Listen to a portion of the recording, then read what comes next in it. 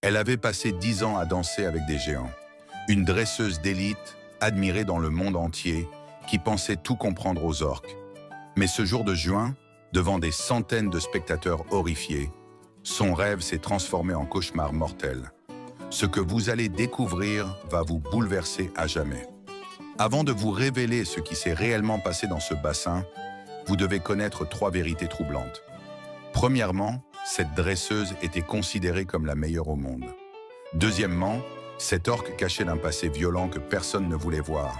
Et troisièmement, ce qui va suivre changera votre vision des parcs marins pour toujours. Bienvenue sur Héros à poil. Si ces histoires vraies vous fascinent, abonnez-vous et activez les notifications. Marina Laro. 33 ans. Une femme qui vivait pour l'océan et ses créatures majestueuses. Depuis l'enfance, elle rêvait de nager avec les géants des mers. 10 années d'entraînement intensif l'avaient fait mener au sommet de sa profession à Ocean World, Orlando. Mais il y avait une orque en particulier qui faisait battre son cœur. Nila. 6 mètres de long, 3 tonnes et demie de puissance pure. Entre elles, un lien que Marina croyait indestructible. Un collègue témoignait. Marina et Nila, c'était magique. Dans l'eau, elles se ne faisaient qu'une.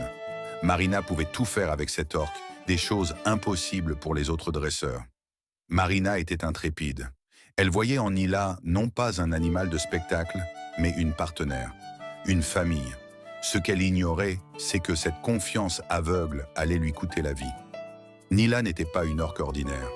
Capturée dans les eaux glacées d'Islande en 1992, arrachée à sa famille pour devenir une attraction. Derrière les performances éblouissantes se cachait une vérité que le parc préférait taire. Nila avait un historique, un passé violent soigneusement dissimulé. Signaux ignorés pendant les spectacles, claquements de mâchoires exprimant la frustration, charges menaçantes balayées d'un revers de main par la direction. Un ancien dresseur révélait « Il y avait des signes, des petites choses, mais personne ne voulait les voir. Un coup de queue par-ci, un moment d'agressivité par-là. On se disait que c'était normal. Après tout, c'est une orque. » Mais Marina connaissait ces signaux. Elle comprenait Nila mieux que quiconque. Pourtant, même elle n'a pas vu venir ce qui allait arriver. Car sous la surface scintillante, quelque chose de sombre mijotait.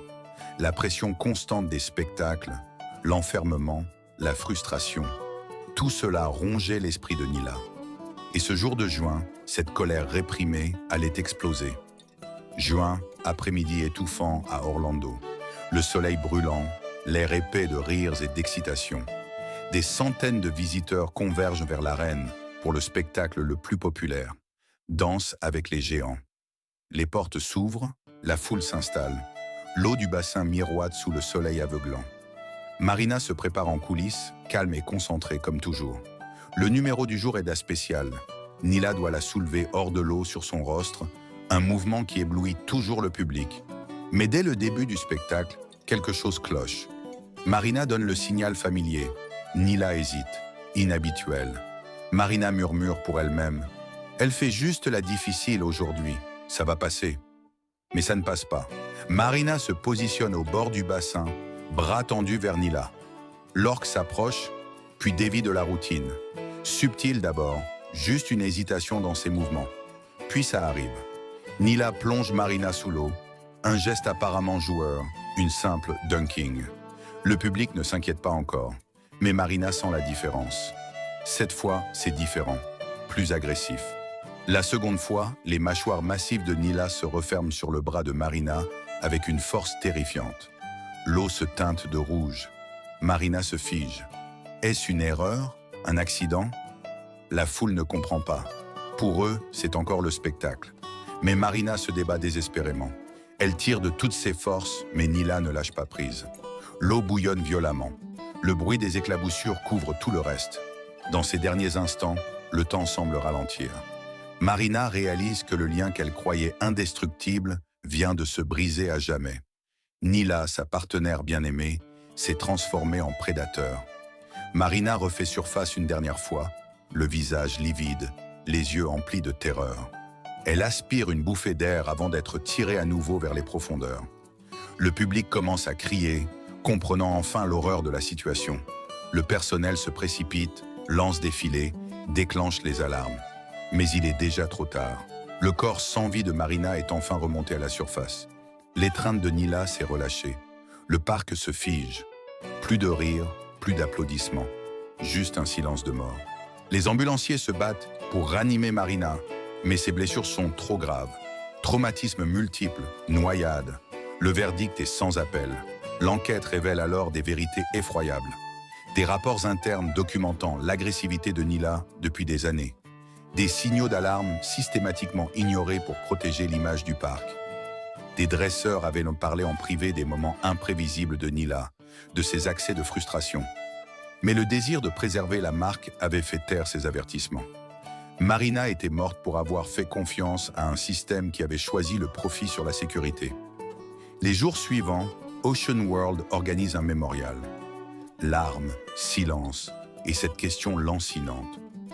Comment quelqu'un qui aimait tant ces créatures a-t-elle pu mourir de leurs mains?